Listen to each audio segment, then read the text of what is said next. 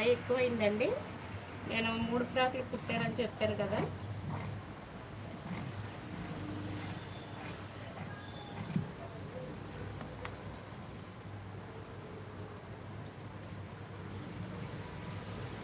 ఇదిగోండి పొడవు అనేది సరిపోద్ది అనమాట తనకి. ఇదిగోండి ఇది వచ్చి పొడవండి. మనం లైనింగ్ కూడా 2 క్లాత్లకి మధ్య కట్ చేసుకుని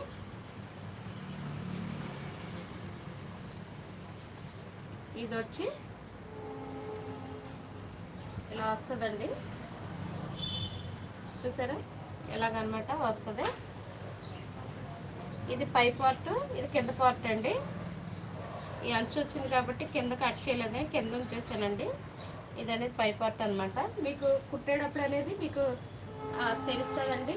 ఇది చాలా ఈజీ అండి. మనం క్లాత్ వేసుకుంటే